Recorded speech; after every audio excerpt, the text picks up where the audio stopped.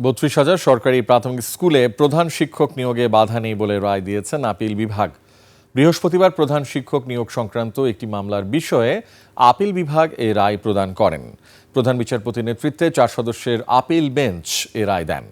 বিস্তারিত শাকের আরজু রিপোর্টে।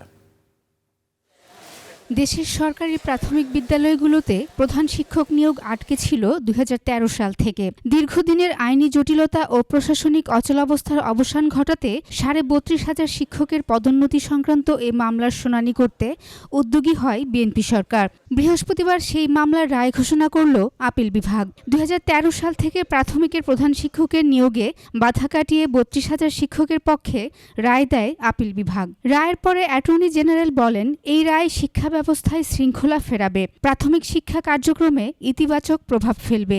দীর্ঘদিন পর্যন্ত যে আমাদের সরকারি প্রাথমিক বিদ্যালয়ের 32,000 প্রধান শিক্ষক নিয়োগের ক্ষেত্রে যে আইনি জটিলতা ছিল, আজকের এই রায়ের মাধ্যমে সেই জটিলতা দূরীভূত হলো এবং সারা দেশের প্রাথমিক বিদ্যালয়ের শিক্ষা কার্যক্রমে আজকের এই রায়টি একটি ইতিবাচক প্রভাব ফেলবে। এ রায়ের পর সন্তোষ প্রকাশ করেন সরকারি প্রাথমিক বিদ্যালয়ের শিক্ষকরা। 34,000 প্রাথমিক বিদ্যালয়ের খালি কোনো প্রধান শিক্ষক নাই, তাহাতে আপনি প্রাথমিক শিক্ষার মান ব্যাহত হচ্ছিল।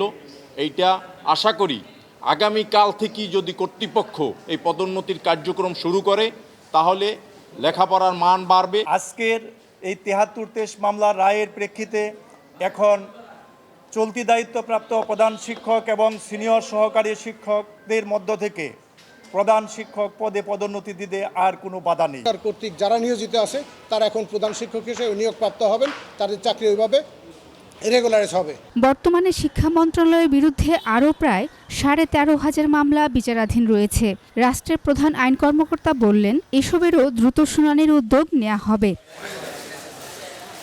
শাকের আরজু, 21 টেলিভিশন, ঢাকা।